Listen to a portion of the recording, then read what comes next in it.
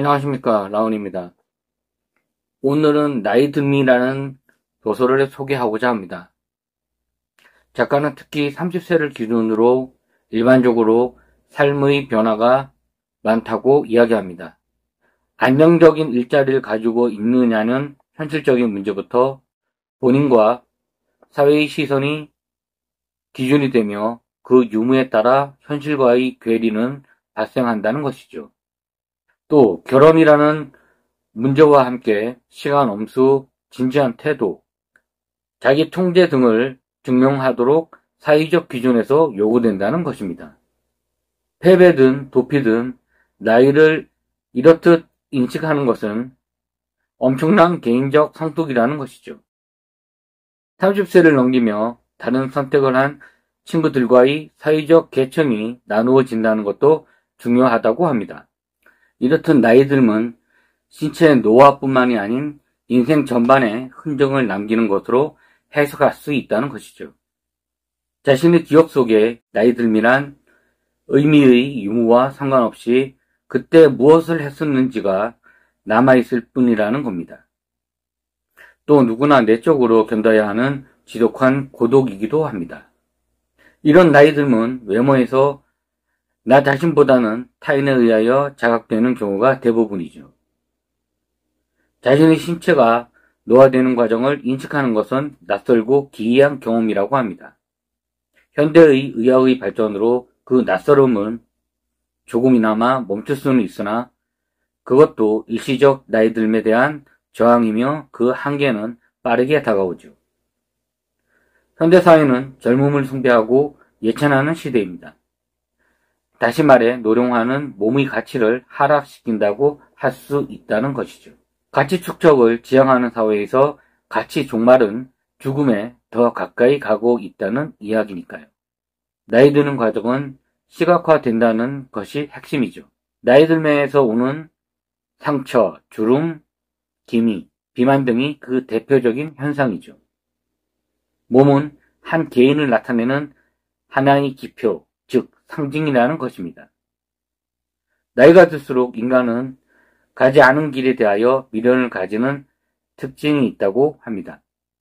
나이 드는 것은 기억할 과거가 많아지는 것이며 그때 그 시절의 결정이 현재를 달라지게 할 수 있을 것이라는 미련이 가지 않은 길에 대한 환상과 아쉬움을 더 크게 만드는 것이죠. 우리는 선택하지 않는 것에 대한 대가를 치릅니다. 하지만 선택하는 것에 대한 정의는 가지 않은 길에 대한 후회와 안도가 같이 공존하는 것이죠. 인생에서 무수한 선택의 결과로 살아있는 나 자신의 존재론적, 생물학적, 지금 숨쉬며 살아있는 것이 그것을 증명하는 진실이고요. 노화하며 과거의 선택에 미련이 생기는 것은 시간의 유한함을 더욱 확실하게 각인하고 있다는 사실이기도 합니다.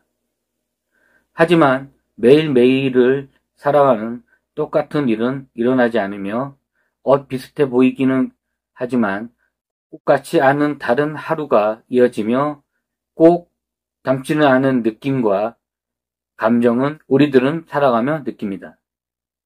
이렇듯 다시 오지 않을 하루이기에 하루는 순간이며 인생에서 연습은 불가능하다는 얘기가 나오는 것이고 나이 들면 태도와 성격을 만드는 과정입니다. 결혼의 상대자, 직장으로부터, 환경과 세계로부터 스스로 각 상황에 가장 적합한 성격과 태도를 만들며 적응하며 주변과의 분쟁이나 단절을 최소화하는 것이 나이 듦의 하나의 본능적 적응이며 사회적 성숙, 즉 인격의 완성이 사회화를 통하여 만들어지는 과정이라고 하여도 무리는 아닐 것입니다. 이런 사회적 나이 듦은 한 번의 성공과 실패가 결정되는 것이 아니며 좌절하거나 포기하며 살 수도 있는 선택권은 오로지 본인 자신에게 있다는 것 또한 인간의 자유의지에 포함된 하나의 특권이기도 하죠. 노화는 사회적 문제라기보다는 개인적 문제에 더 가깝습니다. 그런 만큼 그것의 중심에는 개인적 고독이 존재합니다. 고령의 노인들의 인간관계가 대부분 가족관계 안에서 맺어지는 것이 현실이죠.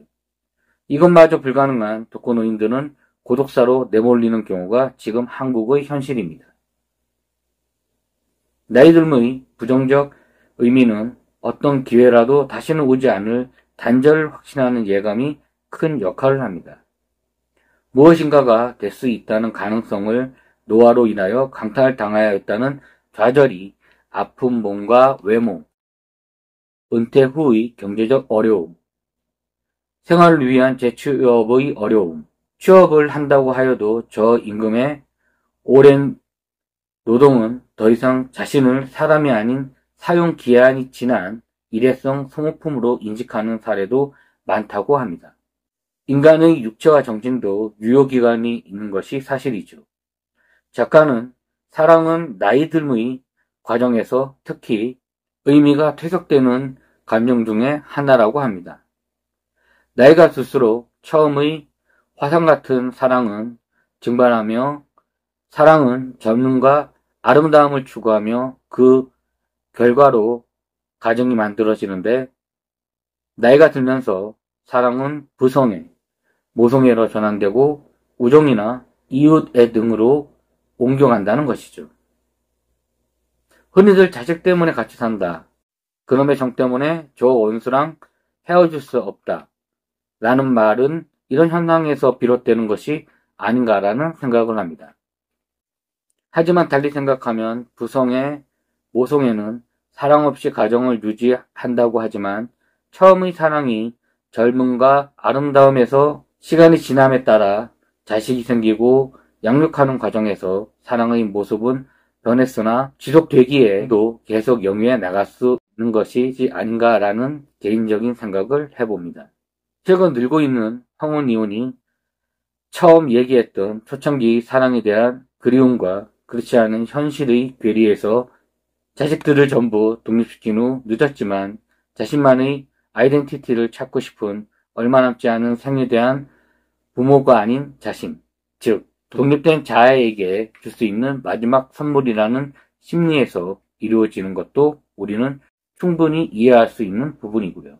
자식 양육에 대한 부모의 의무가 세계 최고인 한국 사회에서의 황혼 이혼은 그러기에 사회적 문제라기보다는 시간의 유한성을 절박하게 느낀 노년들이 선택하는 하나의 자신에게 주는 마지막 선물일 수 있다는 생각이 듭니다. 이런 생각은 삶의 살아온 경험이 나를 둘러싼 것과 어떻게 연결되어 있는지 타인들은 그들, 즉 같은 연배의 노인들을 어떻게 바라보고 있는지를 노인들로 하여금 이해하는 기회를 제공하는 것이죠. 여기서 우리, 즉 비슷한 연배에 있는 세대가 느끼는 동질감이란 이런 것이라고 생각합니다. 일반적으로 사랑은 젊고 아름다움과 연결되며 나이 들면서 삭제되는 것 중 하나는 아름다움이 아닌 주름과 추함이라고 할 수 있는데요. 지금처럼 디지털화된 사회에서의 노인의 일상은 비대면적 환경의 고립이 아니라 이를 뛰어넘는 세상과의 관계에서 더욱더 삶의 의미를 찾을 수 있을 겁니다. 모든 시기마다 만난 타인과의 다름을 인정하고 삶을 공유하는 것은 개인의 특이성과 사용적 삶을 만드는 토양이 되는 것이죠. 노화의 종말은 죽음이지만 꼭 종결이라 정리할 필요는 없다는 생각이 듭니다. 결국 삶이란 순간들이 이어지며 그것으로 시간이 지속되며 나라는 존재가 살아있음을 자각하는 과정이니까요. 노화는 피할 수 없는 인간의 숙명이지만 가장 중요한 것은 살아있는 한 일상은 지속된다는 것이 아닐까요? 노화에 대해서 말씀드렸습니다. 라온이었습니다. 감사합니다.